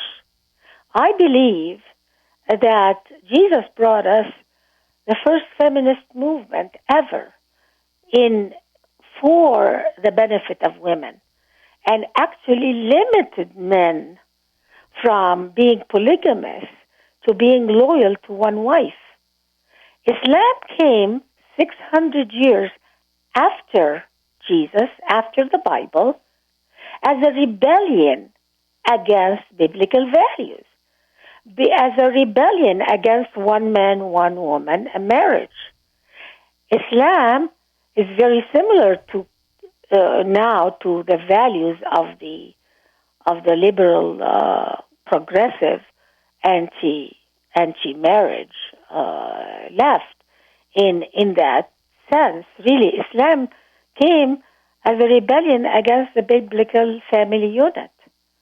And in the Muslim marriage contract, for instance, it's a little different from the secularists, but it says, please name an address of wife number 1, wife number 2, and wife number 3, if any. That's a question in the Islamic marriage contract in Egypt. Wow. And the man does not vow loyalty in the marriage to the wife. It's only the wife that vows loyalty to the man. That's very different. Yes. And in that sense, secularists in America and progressives who hate the biblical values of marriage and are on their way to wanting to destroy and eliminate any differences between the sexes, they find Islam more attractive than the Bible. Wow. Let's take some phone calls. We'll go to Ohio first, WSEW. Dan, thank you for joining us. You're on with Nonie Darwish. Hello, Nonie. Interesting you should talk about feminism. It kind of ties in with my question. I was wondering if you believe, is there a formal or informal alliance between the left and Islam? Every time an Islamic person is offended, the media blows it way out of proportion, or anything against Islam is treated as horrible, where Christianity is mocked and scorned by our media.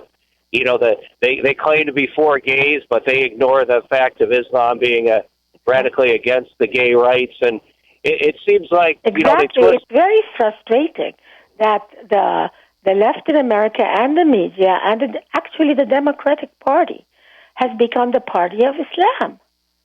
It's amazing how much they defend Islam and put down biblical values.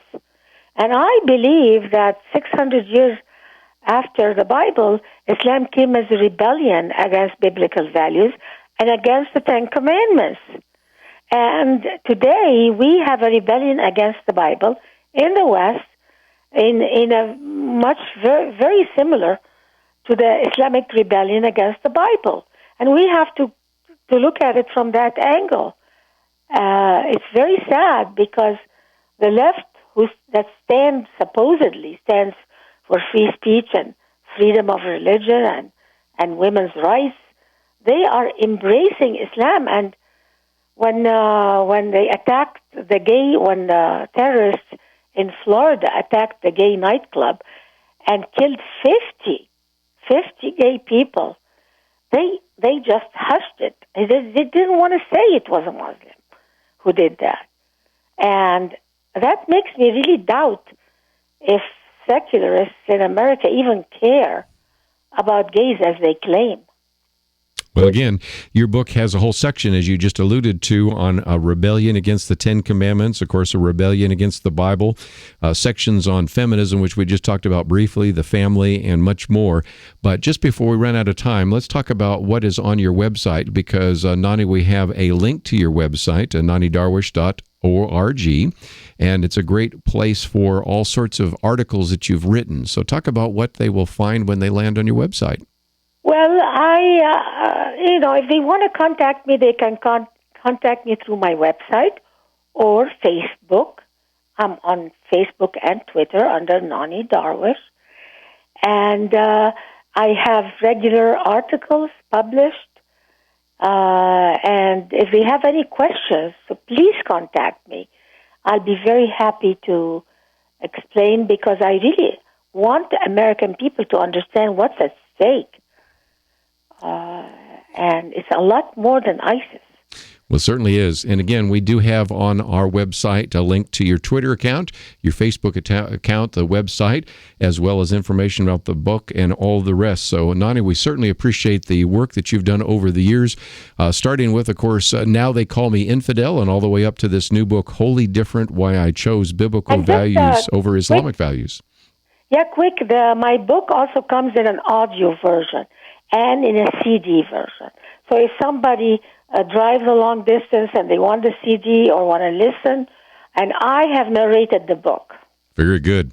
We appreciate you being with us. We're going to take a break, and when we come back, we'll get into some other topics. But again, if you would like more information about this, or if you'd like to listen to this again or send it on to others, we do have a podcast. And of course, you can also watch it on our YouTube channel. We think this is a very important topic. It is a great book. And again, for those of you that maybe are Bible teachers, this may be one that you could use to effectively show kind of a point-counterpoint, the difference between the Bible and what it teaches and what the Quran teaches.